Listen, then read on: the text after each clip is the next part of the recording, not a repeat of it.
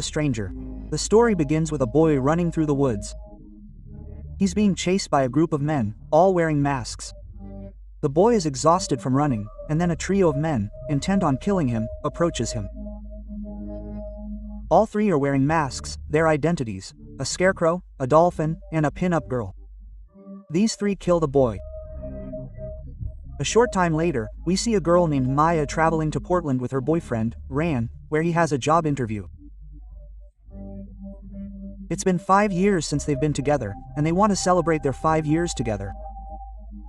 Google discovers a diner in Nepal. So, they get off the highway and head to the diner. When they get out of their car, two men stare at them from a distance. They enter the diner and order food. Maya tells Ryan that they should eat less because their journey is still very long. Ryan says, "It's our 5th anniversary today, so I'll eat whatever I want." A local couple is sitting nearby, overhearing their conversation. And now, after eating, when they go to the counter to pay the bill, there's a photo of the same boy we saw at the beginning of the story, the one who was killed by those 3 masked men. In fact, no one knows he was killed. That's why there's a missing person poster for him. The waitress tells them that people often disappear from here. But they don't take her words seriously and return to their car. Ryan tries to start the car, but it won't start. Then an old man comes to their window and says, "I'm a mechanic. I'll repair your car and deliver it to you by tomorrow morning. I have a garage nearby." Quote. But now the biggest problem is where they'll spend the night. The mechanic tells them there used to be a motel nearby, but it's closed due to renovations. "There's an Airbnb here owned by someone I know. You can spend the night there if you want." Quote. The locals around here are very strange. Once again, they encounter the same 2 boys who were watching them as they entered the diner. Ryan becomes suspicious, but May says, "There's no need to be suspicious, nothing will go wrong." Quote. Just then, the diner's waitress arrives. She's off tomorrow, so she's going home. She tells them she'll drop them off at the Airbnb. They agree to go with her. Just then, 2 kids arrive, handing them a card and asking, "Have you committed any sins?" Brian says that everyone commits some sin at some point, and they leave with the waitress, who drops them off at an Airbnb. Once inside, they are delighted to find the house is so well maintained. Run wants to put his beer in the fridge, but he finds it's out of order. Maya calls the owner, whom she found on the Airbnb website, and tells him the fridge isn't working. "Get it repaired as soon as possible," she says. As night falls, the silence grows even more intense. They are both happy to be here.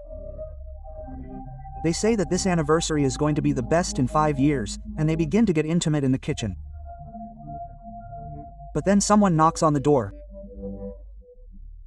When they approach the door, they find a little girl there, none other than one of the 3 masked killers, named Pin-Up Girl.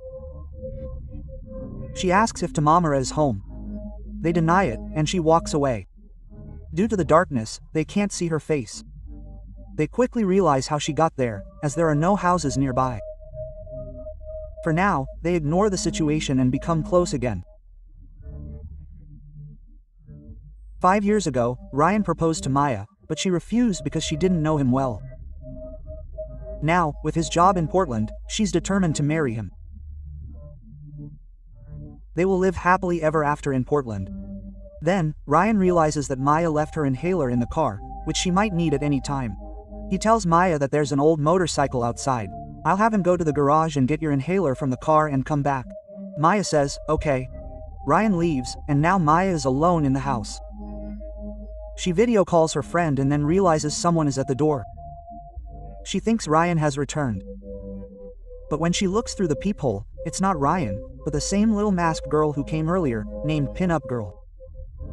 Once again, she asks about Tamara, and Maya becomes very frightened.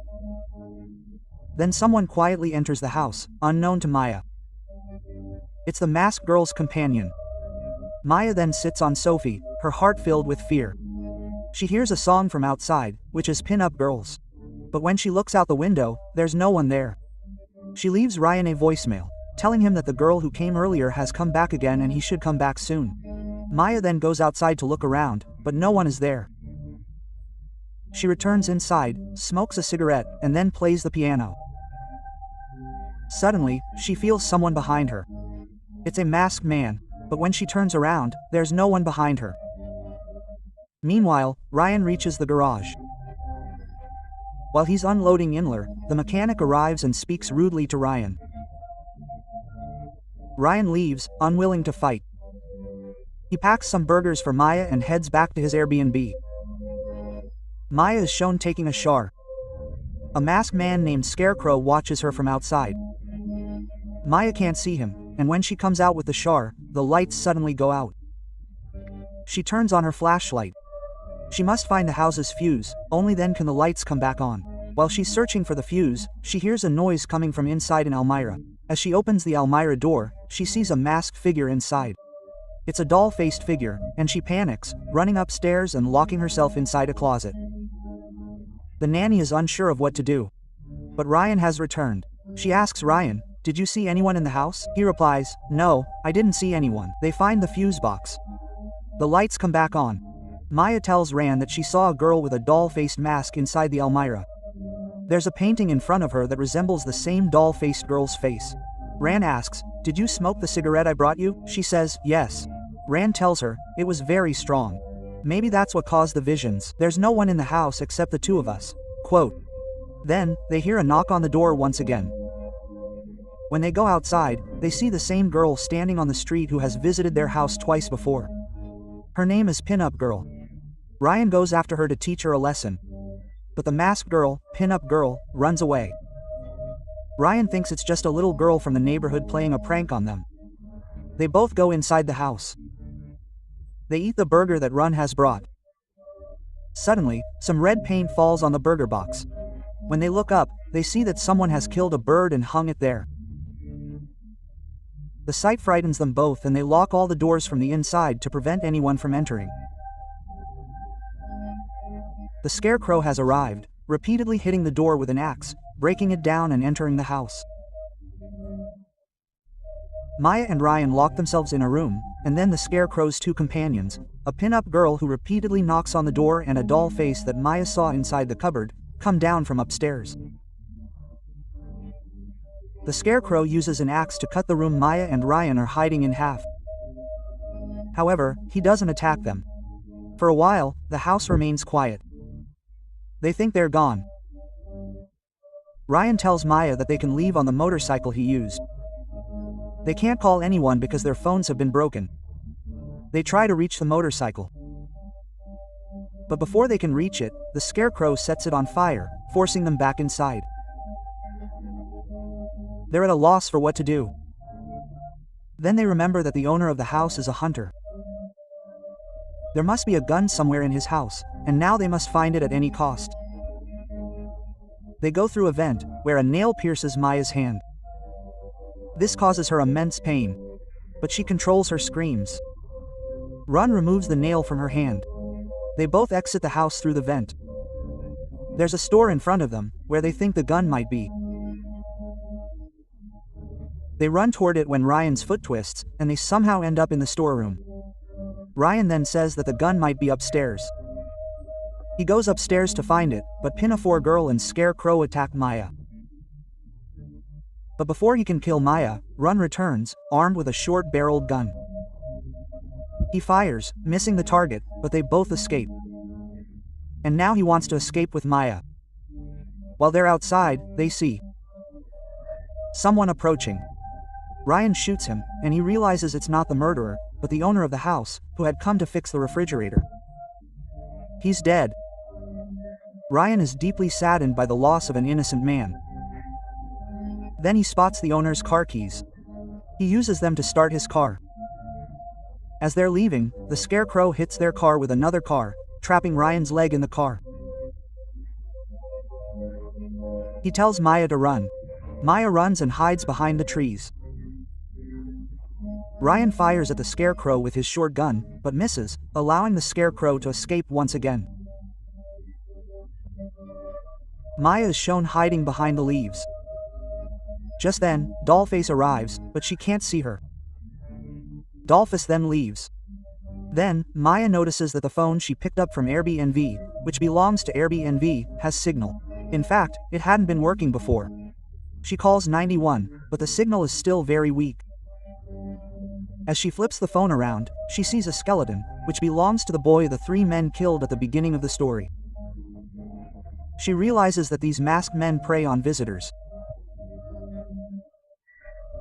Maya tries to leave, but as she leaves, Dollface attacks her, knocks her unconscious, and drags her away. Ryan is then shown searching for Maya everywhere, but he can't find her. Then Pin-Up Girl appears before him, whom he holds at gunpoint and asks, "Where is my girlfriend Maya?" But she's not afraid of his words, so she doesn't answer. Then Scarecrow appears from behind, attacks Ryan and knocks him unconscious. After a while, when Ryan opens his eyes, he sees that he and Maya are tied to a chair. Both of them realize that their lives may be over. Ryan once again asks Maya, "Will you marry me?" The same question he asked 5 years ago when Maya had refused, but now she doesn't refuse him. She says, "I will definitely marry you, in fact, I want to marry you." Maya's eyes fill with tears, and then Scarecrow, Dollface, and Pin-Up Girl arrive, attacking Ryan and killing him. Maya asks, "What's our fault? Why are you doing this?" Quote, they say, "Your only mistake is that you two are here." Maya realizes that they kill anyone who comes here. They then attack Maya as well. Maya falls down with the chair. Maya is still alive, and before they can kill her completely, they hear the sound of a police siren, leaving her there and fleeing. In fact, Maya had called 911 from her Airbnb phone. Although she couldn't hear the police due to weak signal, the police heard her call. They tracked her location. People have disappeared here before.